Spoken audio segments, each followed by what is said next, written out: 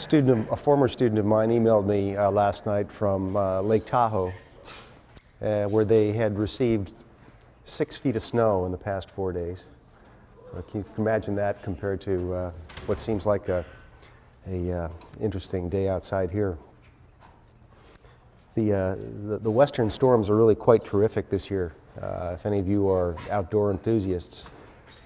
So Mammoth Mountain in Southern California received 8 feet of snow last week. Squaw 6, Jackson Hole between 6 and 7. It's really quite remarkable. One storm after another is pummeling the West Coast. So today I want to continue and conclude the discussion about nuclear experimentation and have you think a bit more with me about guidelines for experimentation and how those might be embedded into law.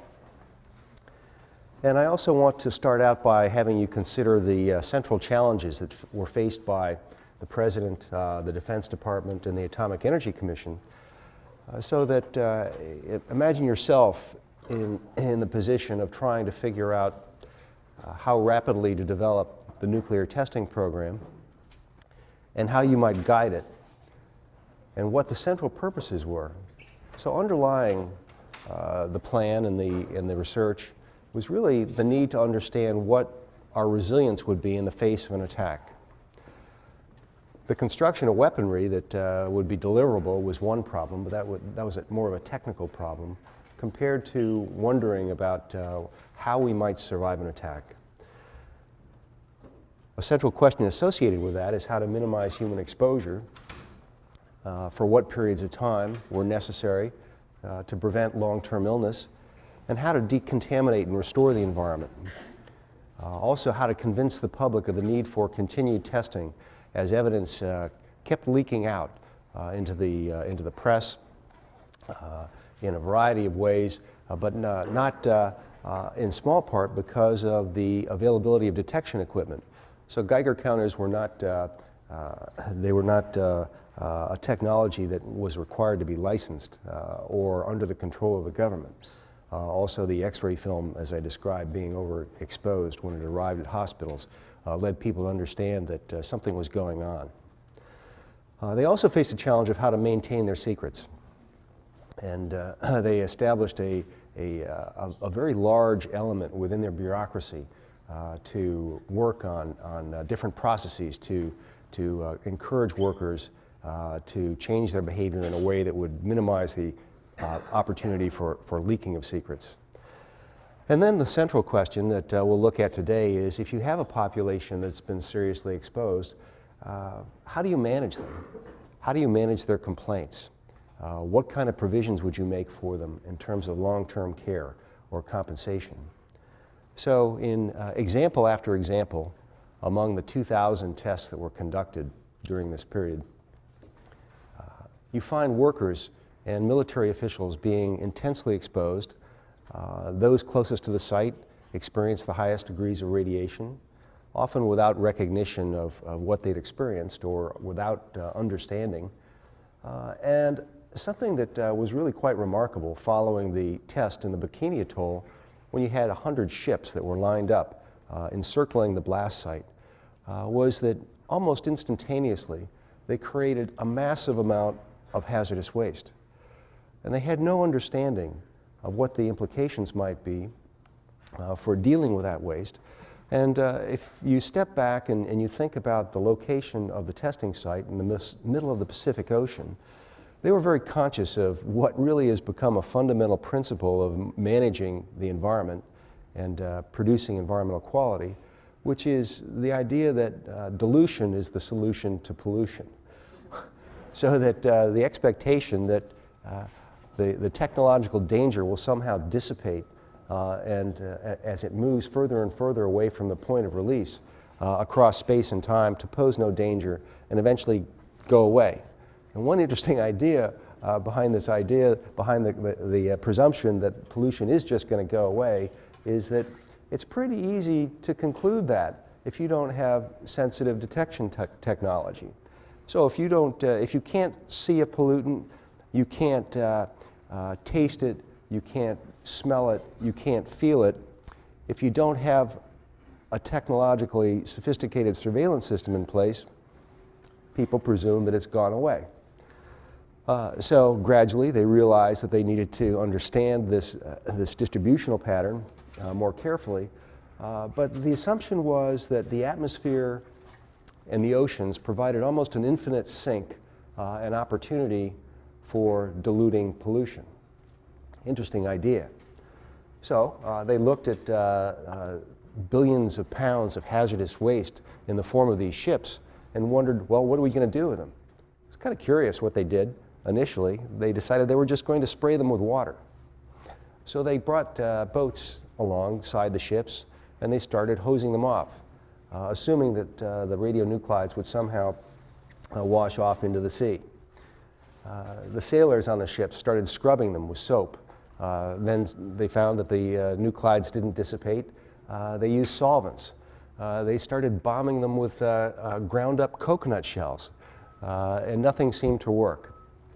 It's kind of interesting here thinking too that these sailors are standing on the deck of an irradiated destroyer with no protection gear. Absolutely none. Actually, in 1987, in the Chernobyl nuclear power plant explosion, you see a similar degree of disregard for worker safety among those that were brought in to put the fire out and also to clean up the mess. You know, dramatic misunderstanding on the part of those exposed, despite the fact that the technical knowledge understanding the danger was pretty well understood among the people that were giving the orders to the GIs here. So one of the solutions was, well, let's bury some of it. We'll just sink some of the boats that are in the worst shape, or we'll find out what parts of the ship are most irradiated and figure out what to do with those pieces. Kind of an interesting thought. So you've got this atoll, which is basically the crater of an old volcano, poking out of the Pacific Ocean, with a few strands of beach ringing it. You put 100 ships in there. You explode a bomb underwater. And Michael Oppenheimer, who was the first director of the Los Alamos laboratory, responsible for the design of the first atomic bomb that was tested at Los Alamos in New Mexico, Michael Oppenheimer warned very vigorously against exploding a nuclear device underwater, especially within an atoll, because it would create, in his words, a toxic soup that would persist and contaminate the coral, it would contaminate the underlying sands, and it would contaminate the water and marine life for decades. It would basically make that fisheries no longer suitable for human consumption. Quite interesting to see the moral and ethical arguments among the physicists who were responsible for the design of these weapons back at that point in time. Very compelling arguments not to use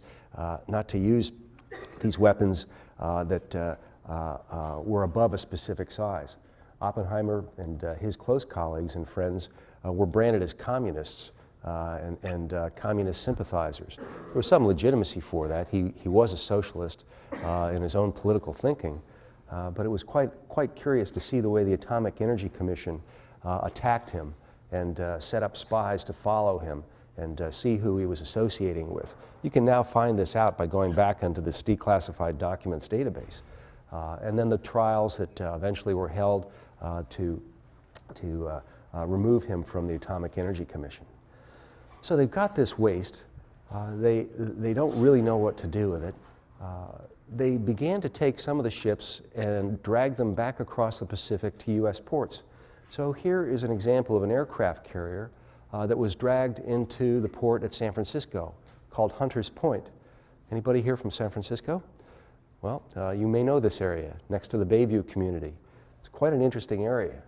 Well, they didn't really know what to do there, and this was an experiment in progress, an experiment largely without controls. But imagine bringing the radioactive waste into one of the largest cities on the West Coast that was surrounded by people, and then trying to remove the radioactive material from the ship by sandblasting it. And sandblasting is a notorious technology for simply grinding away at hard surfaces to remove the residues. And what happens to it? Well, basically it just goes up into the air or if it's foggy or if it's raining, it'll rain down and then wash into eventually the bay. Hunters Point sits on the bay. So you can see Hunters Point in this map from Google Earth over here, and you see the Bayview district right now, only probably less than a mile from Highway 101.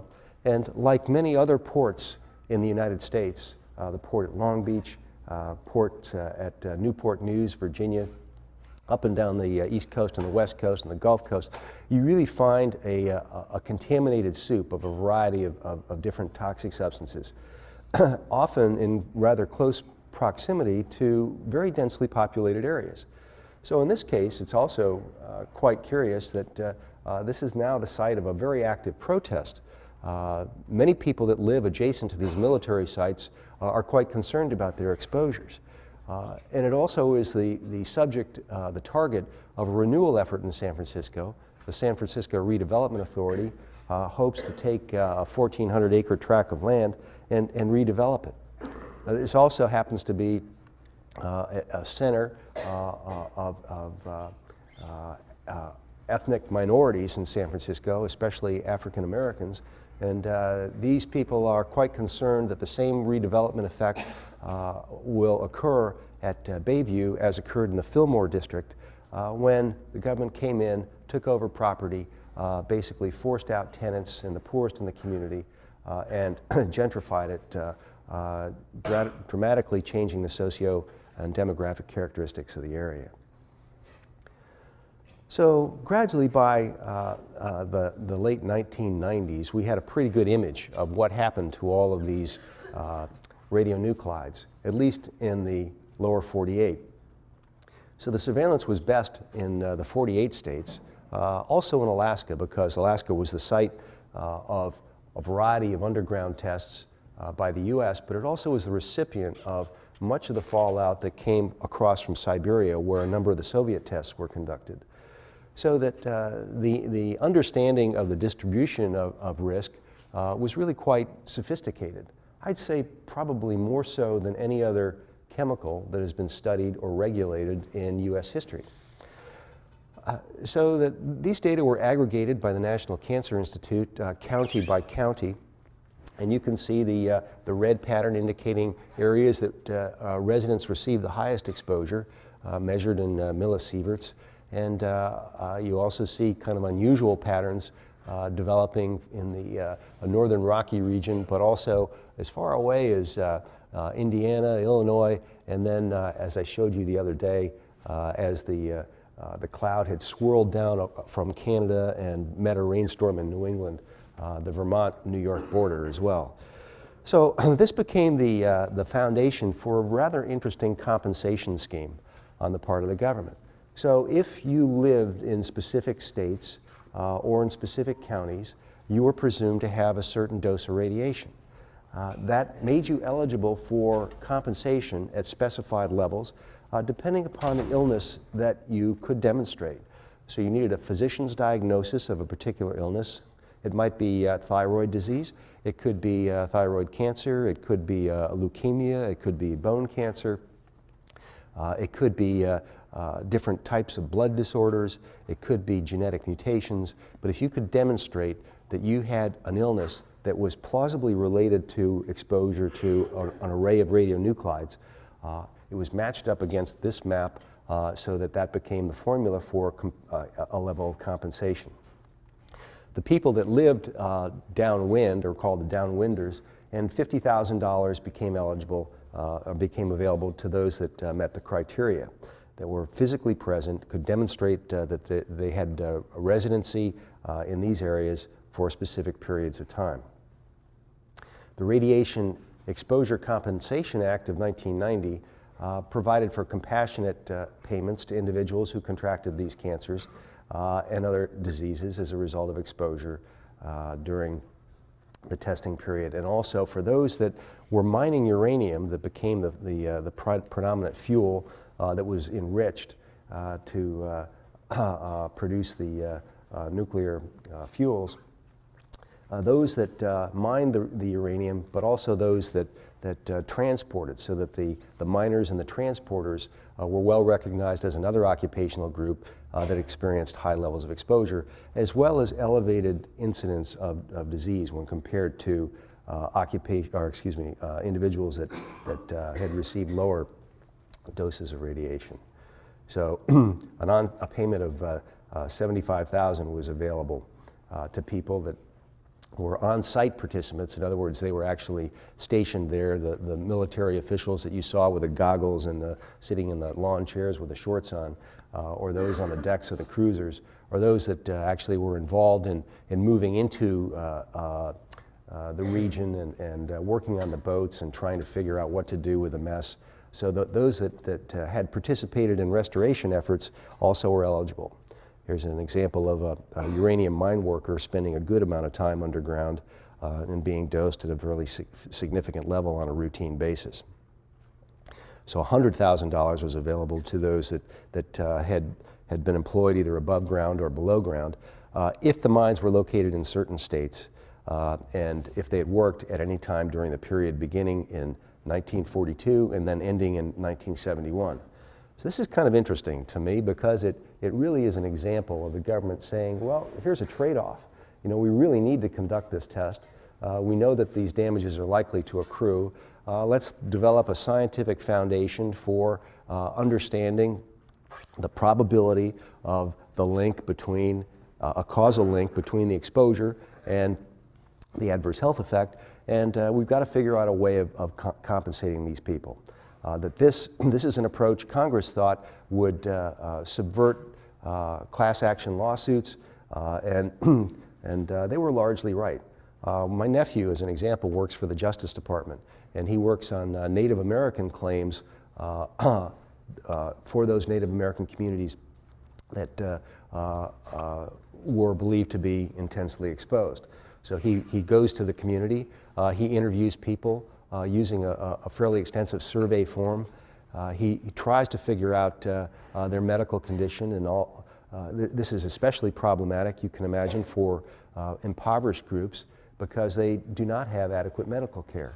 So that they also, given the absence of routine care, it's very common for the poorest in society to develop illnesses that progress until they're quite serious before they are diagnosed. So the wealthier in most societies have access to medical care that allows for early diagnosis, early treatment, so that the ultimate damage is often less among the wealthy. There was a political science professor who was trained at Yale and argued in an article that being richer is being safer in the world quite generally. So that the richer have higher educations, they have a higher capacity to understand risk, they have also a higher capacity to take action to manage risk. And in the event of damage, they either are able to receive compensation from insurance policies that they paid for, or they have the opportunity to go out and seek high-quality medical care. It's an interesting kind of an argument. So richer is safer, written by Irwin Redlener, who was a rather famous political science professor at the University of California. So what's happened in terms of these compensation efforts? The downwinders, those that simply lived in the area, have now received about $600 million. About 12,000 different claims have been approved. The on-site participants have been awarded about $91 million. The uranium miners and the millers have received about $600 million, and the ore transporters about $24 million. So a total of about 20,000 people have been compensated at a level of $1.3 billion. Now, back up and think, well, how many people actually were exposed during this period of time? Well, the Cancer Institute did an estimate, which was rather revealing. By studying tissue samples from around the world, their estimate by the mid-1990s, when the total world population was roughly 5.7 billion people, their estimate of those exposed was 5 billion people in the world exposed.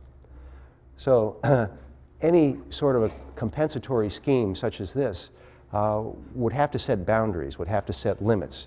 And our limits were set at our national border, despite the fact that we contaminated tracts of land in different parts of the world.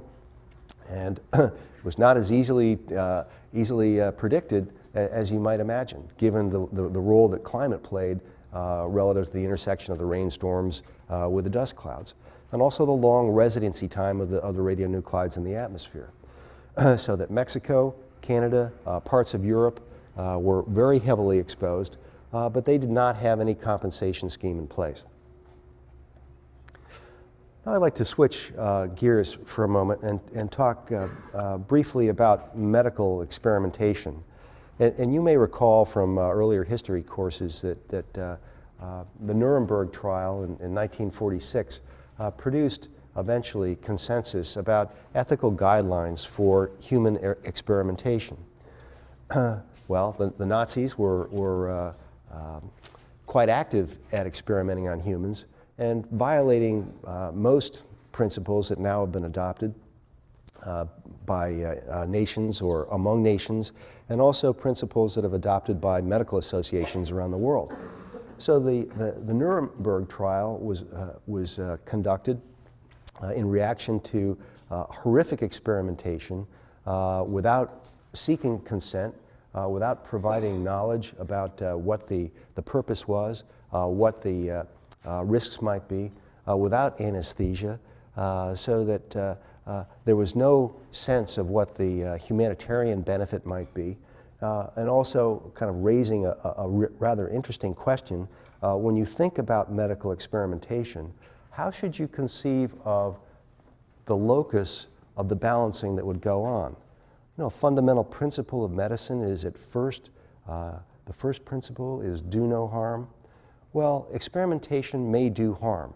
If you conduct a clinical trial using a new drug, or you wonder about a new technology such as a nuclear weapon or exposure to waste from a nuclear reactor, then you need to think about you know, what the net benefit to the person might be.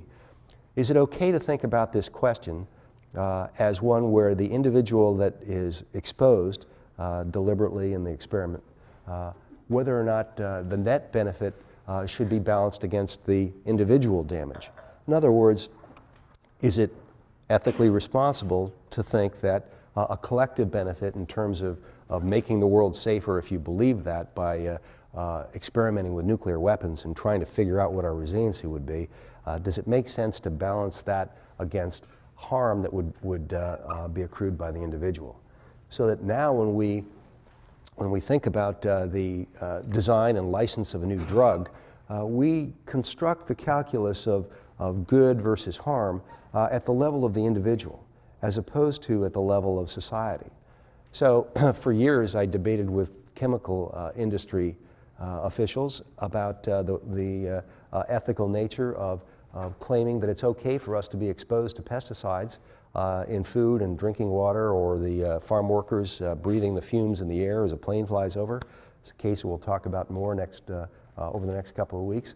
Is it okay to justify that based on the claim that, well, you know, if you use pesticides, then we're going to produce a lot more food in the world, so that we'll avoid starvation, we'll avoid diseases.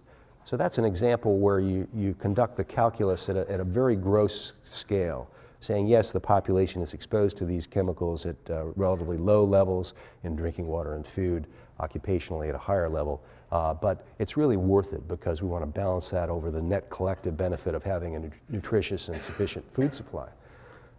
So that these are the basic questions that were addressed in the Nuremberg trial, but also surround the question about how to manage compensation efforts.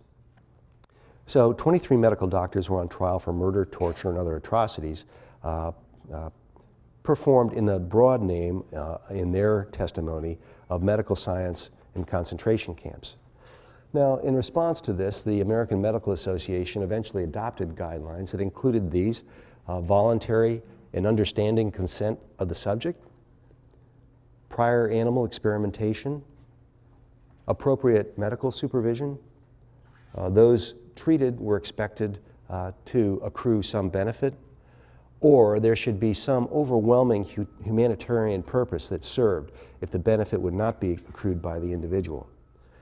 So thinking about these guidelines and then thinking about the Atomic Energy Commission's approach themselves to experimenting with humans is an interesting topic. And if you go back and take a look at the Department of Energy files, which you can do on their website, if you simply take a look at the release of documents that occurred during the 1990s, many of which had been classified, you'll see a whole array of experiments. Here's an example of isotope injections at Brookhaven National Lab, where the individual being injected had no knowledge of what he was being injected with, no understanding of the radioactive tracers that were being used to understand how these compounds get distributed in the body.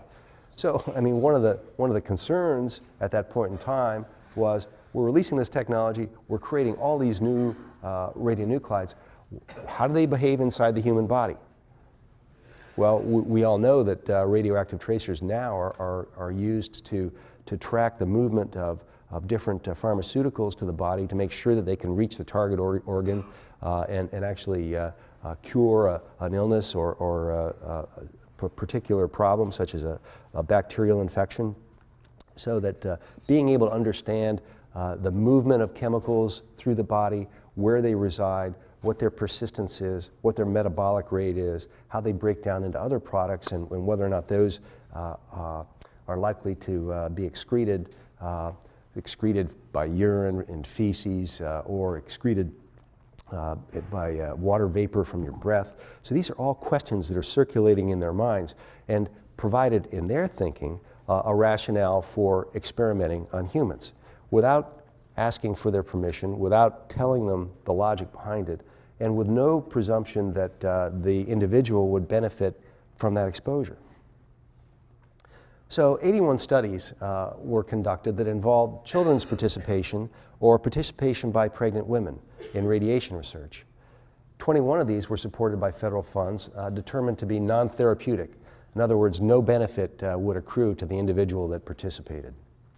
Now also think about this, and think about the logic of employing children and whether or not it is reasonable to assume that a child would have the capacity to understand the nature of the risk, to understand the perceived humanitarian benefit of participating in the research, and also to be capable of self-monitoring for physiological effects that might be associated with the exposures.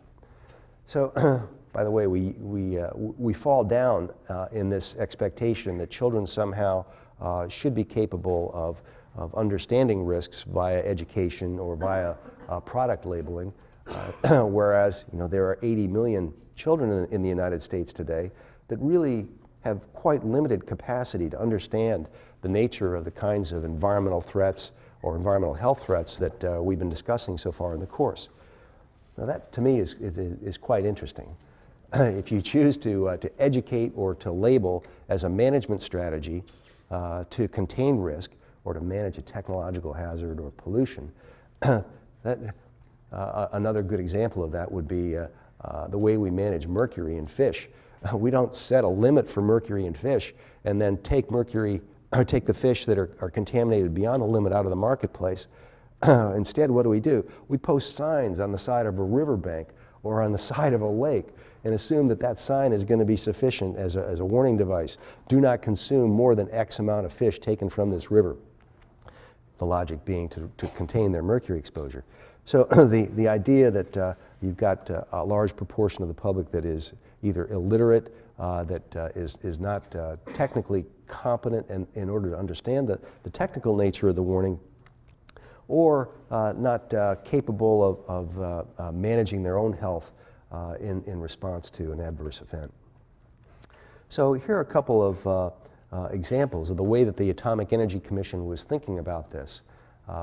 Here, the AEC medical advisor is recommending the suppression of evidence of plutonium injections, so not informing people that are part of experiments. There are a large number of papers, he argued, that do not violate national security but do cause considerable concern.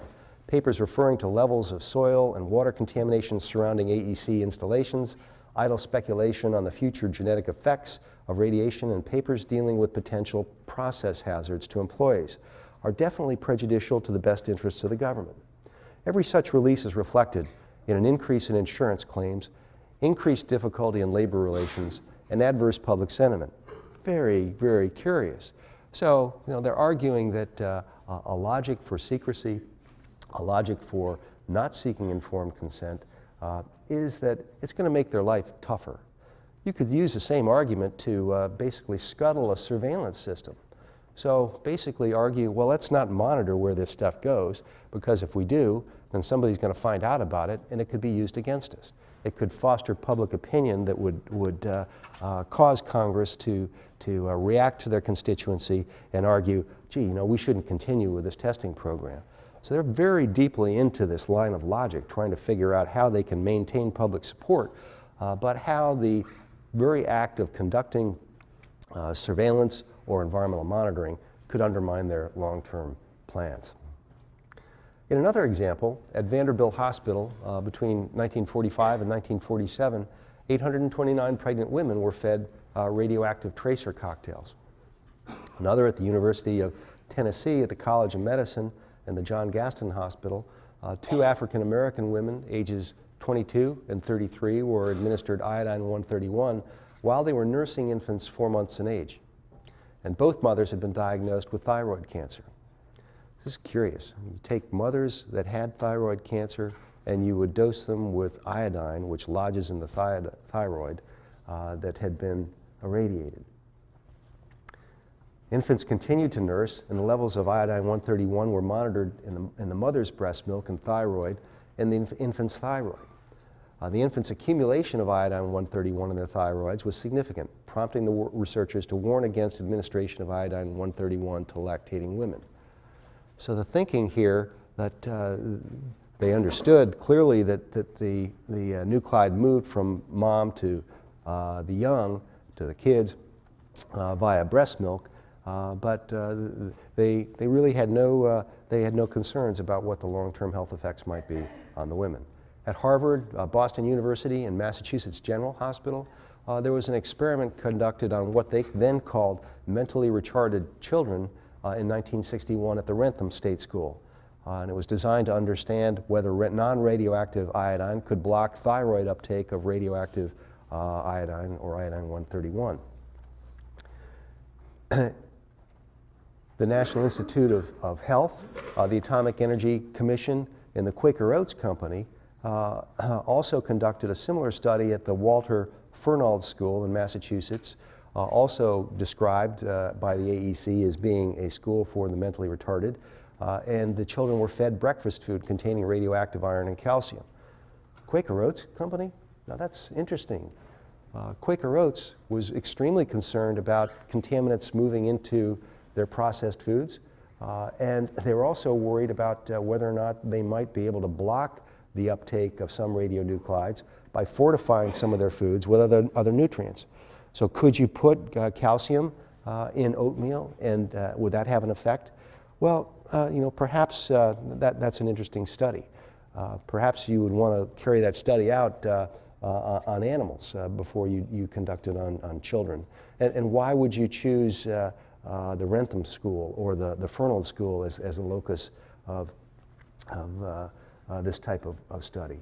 So 9 boys between 10 and 15 years in age and 1 21-year-old served as subjects, and they were divided into 2 groups, one receiving intravenous injections of calcium-45 and the others received it orally in their breakfast cereals. And they were trying to figure out where this went in the human body and what role it played in blocking uptake of other nuclides. And several letters were sent to the parents of the students who would become members of the science club if they agreed to participate. So the first appeal was made to the students, would you like to participate? And it's kind of interesting to think about the letter that was sent to the parents. So I'm going to read this to you. It gives you some insight into their thinking and their methods. Dear parent, in previous years we have done some examination in connection with the nutritional department of the Massachusetts Institute of Technology. with the purposes of helping to improve the nutrition of our children and to help them in general. And for checking up on the children, we occasionally need to take some blood samples, which are then analyzed. The blood samples are taken after one test meal, which consists of a special breakfast meal containing a certain amount of calcium, no mention of the radionuclide. We have asked for volunteers to give a sample of blood once a month for 3 months, and your son has agreed to volunteer because the boys who belong to the science club have many additional privileges. They get a quart of milk daily during that time. They're taken to a baseball game, to the beach, and to some outside dinners, and they enjoy it greatly. I hope that you have no objection that your son is voluntarily participating in this study. The first study will start on Monday, June 8th, and if you've not expressed any objections, we will assume that your son may participate. Interesting. So, first, the presumption that they would legitimately ask the child before the parent. The presumption that if they heard nothing back from the parent, who might be traveling or whatever, that they would go ahead with the experiment. These studies, once they were released and came to the attention of the Department of Energy and President Clinton in 1995, led the administration to issue an executive order on declassification. So during the 1990s, the Clinton administration was responsible for declassifying almost 400 million pages of material. 20% or so reduction in the total backlog, but the new declassification programs new classification programs have been initiated by the CIA, the National Security Agency, and the National Reconnaissance Office. So that this period between 1990 and 2000 was a period where we were declassifying more than we were classifying. And following 2001, September 11th attack on the World Trade Center, we've clearly gone in the opposite direction. The Department of Energy was extremely embarrassed by the release of these studies, and the former Secretary, Hazel O'Leary, undertook what she called an openness initiative in 1993, and went back through all of her records of the Atomic Energy Commission, and once that was transformed into the Department of Energy, the Nuclear Regulatory Commission, and declassified a large amount of information. The National Security Administration is now the largest intelligence agency in the world, and it is important to know that they have power to classify at all levels, and they also are exempt from the Federal Freedom of Information Act, which means that you cannot request any information from them, or they have the ability to make the judgment to decline any request and not give you any reason for that. So last year we spent, this is actually a year and a half old now, we spent almost $25 billion on secret programs for surveillance, for containment, technologies to eavesdrop via computer, reading emails, also watching the way that people surf the internet, so that the surveillance efforts on the part of the government that remain classified have never been higher in human history. So let's pause and reflect over the past couple of lectures and think about some of the key lessons. One lesson that is extremely important, and I hope 5 years down the road, if I have any hope of you remember anything about this course, I want you to think about one issue, and that is, if you want to manage the environment, you've got to think a lot about the principle of persistence.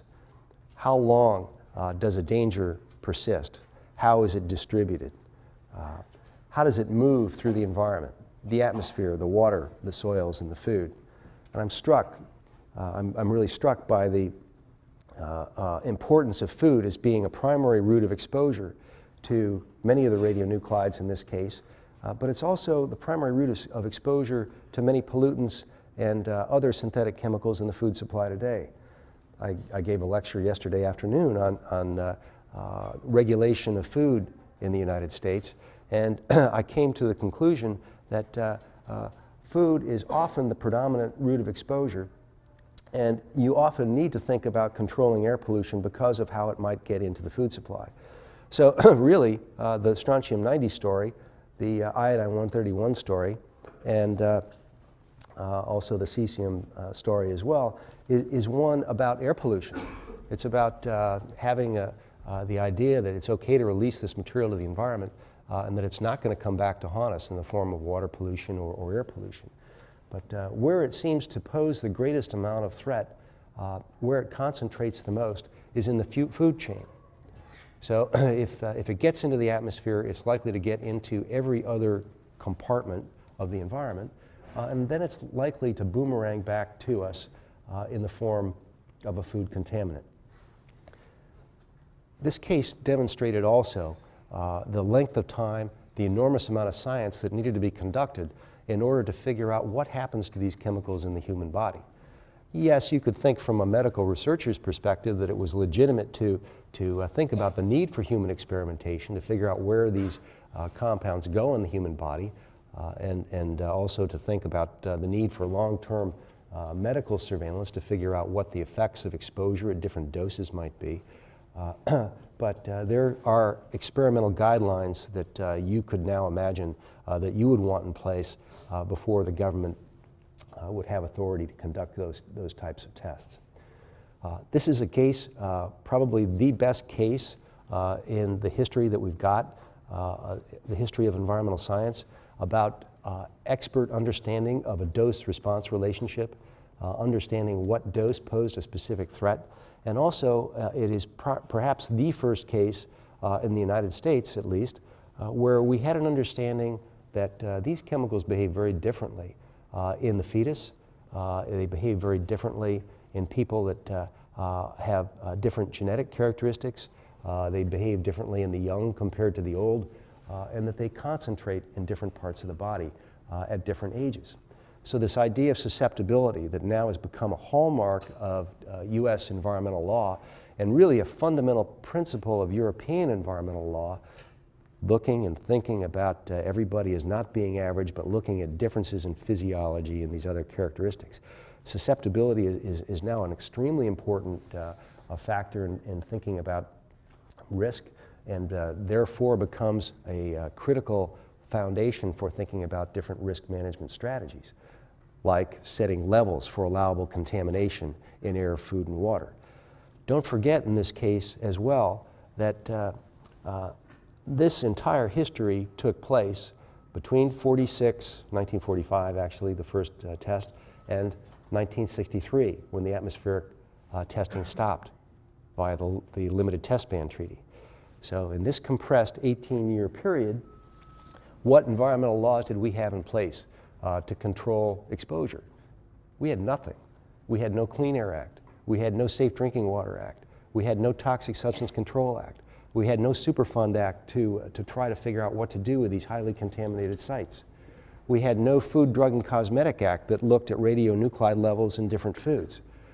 We had no Food and Drug Administration that might be responsible for looking for radionuclides in different types of foods. We had no understanding of whether or not the chemicals bioconcentrated during the process of taking a raw corn and turning it into corn oil, or extracting the water out of a grape to make a raisin. So that none of this regulatory authority existed during this 18-year period.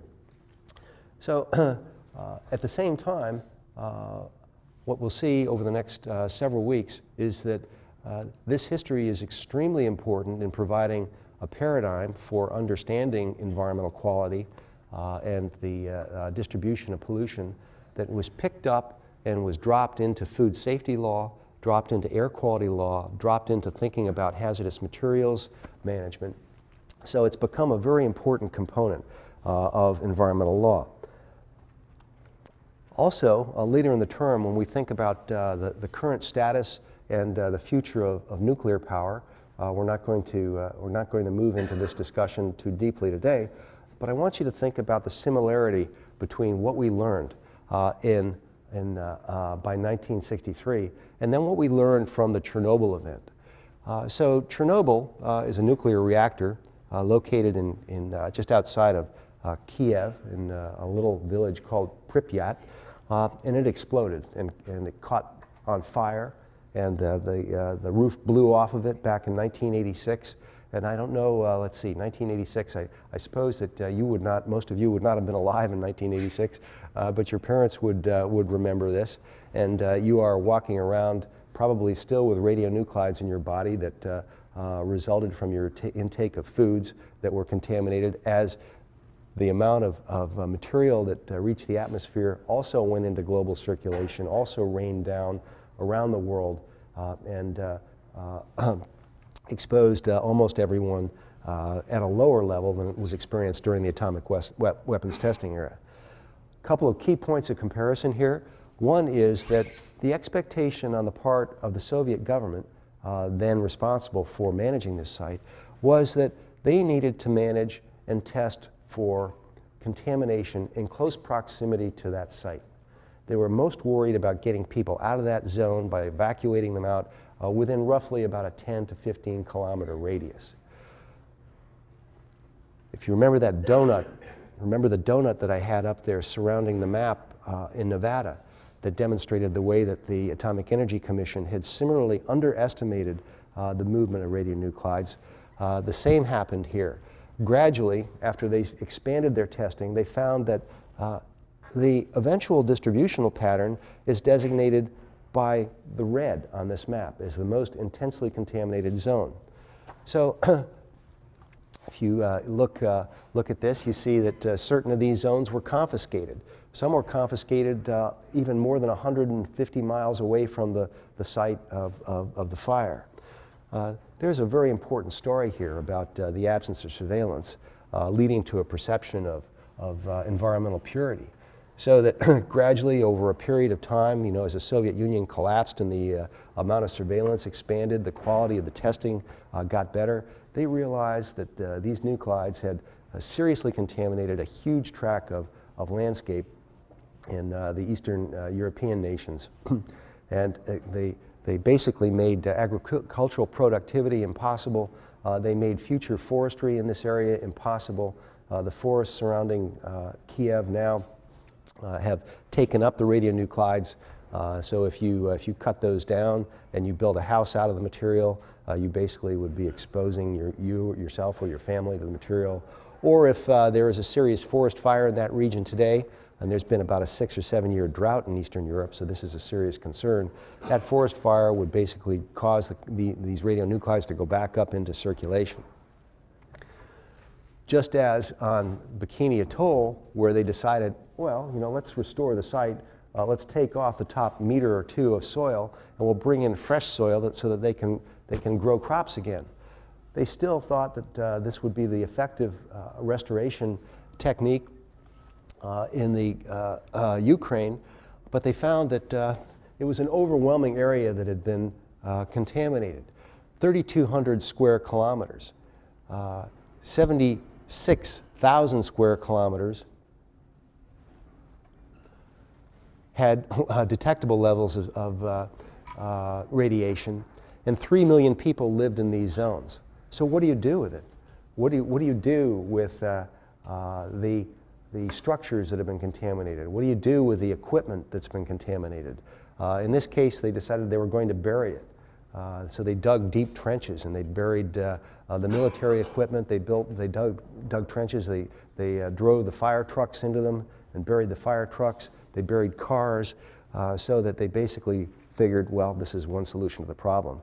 In a slight aside, it was kind of interesting that when they would bury the cars, people would be watching as they buried the cars, and then they would go and dig up the cars and take the car parts out at night and then sell the car parts on the black market. There's really quite a similarity here between the problem of creating hazardous waste such as this that's been contaminated by nuclear debris in Chernobyl, and the idea of creating irradiated hulks of ships and wondering what to do about it. So that, you know, once again, we'll see a kind of a pattern of denial followed by a pattern of gradually increased sophistication and surveillance, leading to a recognition that oh my gosh, this problem is much bigger than we thought it was. So a few concluding thoughts about this section. One is that secrecy is a very important form of social control or regulation. So if we give the government the right to maintain secrets, we're giving them the right to control our knowledge, to control our intelligence. In this case demonstrates that secrecy concentrated knowledge among those with authority and power. It basically inhibits broad public literacy and intelligence. It undermines democracy because if you don't understand these issues, you certainly are not going to be an effective participant in decision making about how to manage risks. And these are often pretty technical decisions. It prevents accountability. So the bureaucrats inside the Atomic Energy Commission and the Defense Department like this part about it very much. It basically means that they're not accountable to anybody except to those that also have security clearances. It may restrict individual liberty, as it has, restricting rights of 9/11 detainees. It can enhance the persuasive power of elites. It provides them with narrative advantage to give their interpretation of the story. So if you don't have the evidence to test or to contest their conclusions, you have no political power. And also, it turns secrets into extremely valuable commodities. So in a sense, secrecy creates intellectual property. The more valuable that property is, the shorter its half-life is. I'll leave you with one thought from Albert Einstein. It's not enough for a handful of experts to attempt the solution of a problem, to solve it, and then to apply it. The restriction of knowledge to an elite group destroys the spirit of society and leads to its intellectual impoverishment. Okay, thank you. Have a good weekend. Often without recognition of what they'd experienced or without understanding. And something that was really quite remarkable following the test in the Bikini Atoll, when you had 100 ships that were lined up encircling the blast site, was that almost instantaneously they created a massive amount of hazardous waste. And they had no understanding of what the implications might be for dealing with that waste.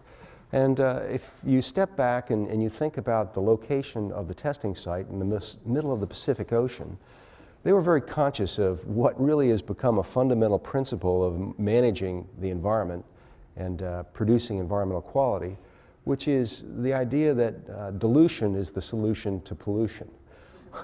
So that the expectation that the technological danger will somehow dissipate as it moves further and further away from the point of release across space and time to pose no danger and eventually go away. And one interesting idea behind the presumption that pollution is just going to go away is that it's pretty easy to conclude that if you don't have sensitive detection technology. So if you can't see a pollutant, you can't taste it, you can't smell it, you can't feel it. If you don't have a technologically sophisticated surveillance system in place, people presume that it's gone away. So gradually they realized that they needed to understand this distributional pattern more carefully. But a central question associated with that is how to minimize human exposure, for what periods of time were necessary to prevent long-term illness, and how to decontaminate and restore the environment. Also, how to convince the public of the need for continued testing as evidence kept leaking out into the press in a variety of ways, but not in small part because of the availability of detection equipment. So Geiger counters were not a technology that was required to be licensed or under the control of the government. Also, the X-ray film, as I described, being overexposed when it arrived at hospitals, led people to understand that something was going on. They also faced a challenge of how to maintain their secrets. And they established a very large element within their bureaucracy to work on different processes to encourage workers to change their behavior in a way that would minimize the opportunity for leaking of secrets. And then the central question that we'll look at today is, if you have a population that's been seriously exposed, how do you manage them? How do you manage their complaints? What kind of provisions would you make for them in terms of long-term care or compensation? So in example after example, among the 2,000 tests that were conducted during this period, you find workers and military officials being intensely exposed. Those closest to the site experience the highest degrees of radiation. Parts of the ship are most irradiated, and figure out what to do with those pieces. Kind of an interesting thought. So you've got this atoll, which is basically the crater of an old volcano, poking out of the Pacific Ocean, with a few strands of beach ringing it. You put 100 ships in there. You explode a bomb underwater. And Michael Oppenheimer, who was the first director of the Los Alamos laboratory, responsible for the design of the first atomic bomb that was tested at Los Alamos in New Mexico, Michael Oppenheimer warned very vigorously against exploding a nuclear device underwater, especially within an atoll, because it would create, in his words, a toxic soup that would persist and contaminate the coral. It would contaminate the underlying sands, and it would contaminate the water and marine life for decades. It would basically make that fisheries no longer suitable for human consumption. Quite interesting to see the moral and ethical arguments among the physicists who were responsible for the design of these weapons back at that point in time. Very compelling arguments not to use these weapons that were above a specific size. Oppenheimer and his close colleagues and friends were branded as communists and communist sympathizers. There was some legitimacy for that. He was a socialist in his own political thinking, but it was quite curious to see the way the Atomic Energy Commission attacked him and set up spies to follow him and see who he was associated. The was that the atmosphere and the oceans provided almost an infinite sink and opportunity for diluting pollution. Interesting idea. So they looked at billions of pounds of hazardous waste in the form of these ships and wondered, well, what are we going to do with them? It's kind of curious what they did initially. They decided they were just going to spray them with water. So they brought boats alongside the ships, and they started hosing them off, assuming that the radionuclides would somehow wash off into the sea. The sailors on the ships started scrubbing them with soap. Then they found that the nuclides didn't dissipate. They used solvents. They started bombing them with ground up coconut shells, and nothing seemed to work. It's kind of interesting here thinking too that these sailors are standing on the deck of an irradiated destroyer with no protection gear. Absolutely none. Actually, in 1987, in the Chernobyl nuclear power plant explosion, you see a similar degree of disregard for worker safety among those that were brought in to put the fire out and also to clean up the mess. Dramatic misunderstanding on the part of those exposed, despite the fact that the technical knowledge understanding the danger was pretty well understood among the people that were giving the orders to the GIs here. So one of the solutions was, well, let's bury some of it. We'll just sink some of the boats that are in the worst shape, or we'll find out what part. A former student of mine emailed me last night from Lake Tahoe, where they had received 6 feet of snow in the past 4 days. So can you imagine that compared to what seems like a interesting day outside here? The western storms are really quite terrific this year, if any of you are outdoor enthusiasts. So Mammoth Mountain in Southern California received 8 feet of snow last week, Squaw 6, Jackson Hole between 6 and 7. It's really quite remarkable. One storm after another is pummeling the West Coast. So today I want to continue and conclude the discussion about nuclear experimentation and have you think a bit more with me about guidelines for experimentation and how those might be embedded into law. And I also want to start out by having you consider the central challenges that were faced by the President, the Defense Department, and the Atomic Energy Commission, so that imagine yourself in the position of trying to figure out how rapidly to develop the nuclear testing program and how you might guide it and what the central purposes were. So underlying the plan and the research was really the need to understand what our resilience would be in the face of an attack. The construction of weaponry that would be deliverable was one problem, but that was more of a technical problem compared to wondering about how we might survive an attack.